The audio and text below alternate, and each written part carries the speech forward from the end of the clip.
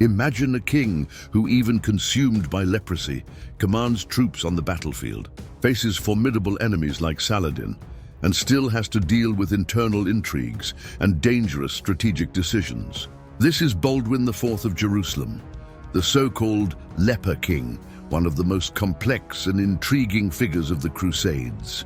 In today's video, we will explore a little-remembered but crucially important episode, the Siege of Beirut in 1182. Did you know that while the Frankish army concentrated forces in the north to take a coastal city, Saladin took the opportunity to strike at the true heart of the kingdom? How did an offensive campaign, which seemed advantageous, end up exposing the most sensitive flank of the Holy Land? Prepare for a journey of strategy, tension, and profound historical consequences. In the 12th century, the Latin Kingdom of Jerusalem was a fragile Christian power established after the First Crusade and constantly threatened by rising Muslim dynasties. Baldwin IV, crowned still a teenager, ruled over a mosaic of divided feudal lords and clergy, while Saladin unified Islamic forces under his leadership in Egypt and Syria. The balance was precarious. Any military movement, any strategic absence could be fatal. In this tense and unstable scenario, every castle, every coastal city, and every decision made by the Leper King could mean the survival or the fall of the Kingdom of Jerusalem. In the year 1182, Baldwin faced one of the most delicate situations of his reign. The Latin Kingdom of Jerusalem was under threat from Saladin, who, after consolidating his power in Egypt and Syria, sought to weaken the Crusader states through a series of persistent campaigns. In this context, an opportunity arose that the Franks believed to be advantageous: to take the coastal city of Beirut, then under Muslim control. Beirut was strategically valuable. Located to the north of the Kingdom of Jerusalem, its possession would strengthen territorial continuity among the coastal feudal lords and hinder Muslim naval movements. More than that, its capture would represent a propaganda blow in favor of the Crusaders, who had been accumulating defeats and setbacks in the face of Saladin's offensives. Led by powerful men such as Reynald of Chatillon and other northern barons, the siege was enthusiastically initiated, but quickly proved to be a miscalculation. Baldwin, although gravely weakened by leprosy, remained in Jerusalem. His physical condition already prevented him from personally leading many campaigns, which caused him to delegate part of the military decisions to nobles who did not always act in harmony. The absence of the king on the battlefield, coupled with the division of interests among the barons, resulted in an operation marked by a lack of coordination. While the Crusaders besieged Beirut, Saladin saw the perfect opportunity to strike where it really mattered: the heart of the kingdom. He led a considerable force southward, directly threatening Galilee and the city of Jerusalem.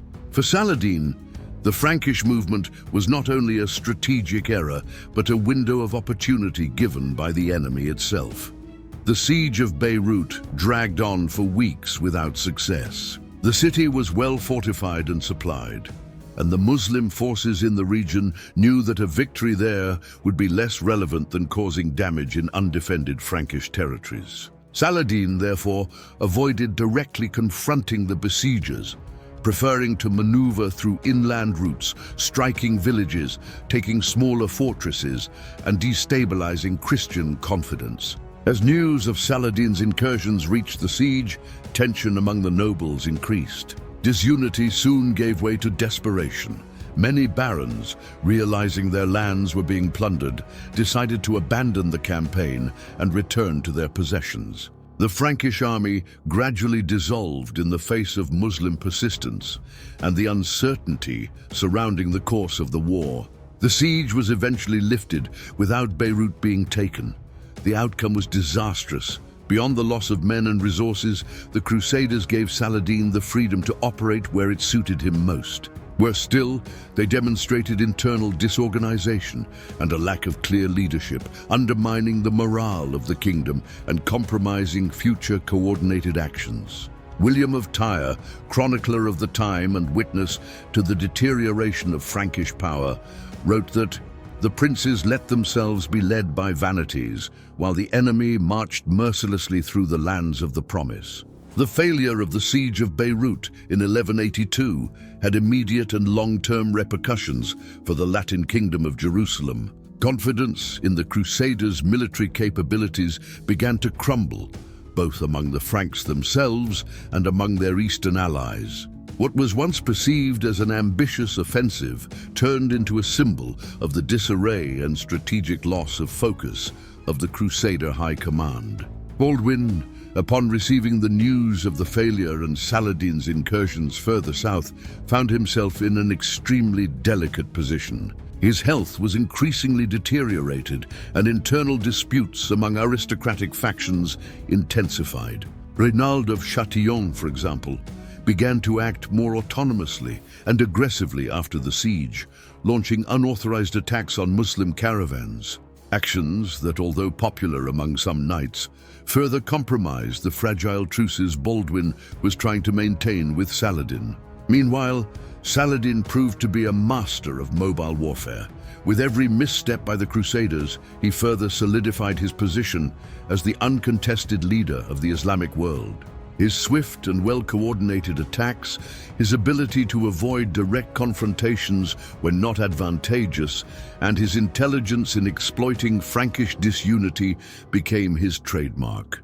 The loss of prestige after Beirut accentuated another crucial weakness: the instability of succession. Baldwin, aware that he would not live much longer, began to seek a solution that would ensure the continuity of the monarchy. His choice fell on his nephew, Baldwin V, a boy who required the tutelage of experienced barons, precisely the same ones who had failed in Beirut or were involved in power struggles. With the kingdom weakened externally and fractured internally, Saladin was preparing an even more devastating blow. The Franks, instead of uniting around a solid strategy, remained divided by personal alliances, family ambitions, and political disputes. The moral defeat suffered in Beirut was more serious than the military defeat itself. It exposed the cracks that were slowly eroding the foundations of the Kingdom of Jerusalem. A direct reflection of this episode was the intensification of conflicts among the noble houses, especially between the followers of Guy of Lusignan and the supporters of Raymond III of Tripoli. Each group viewed the military situation from a different perspective. For some, the response was continuous violent action, while for others, diplomacy with Saladin was still viable. Baldwin tried to mediate these tensions, but his illness weakened him day by day, and royal authority increasingly depended on the loyalty of ever less reliable vassals. The withdrawal from Beirut also had a psychological effect on the Frankish population of the coastal cities and rural areas.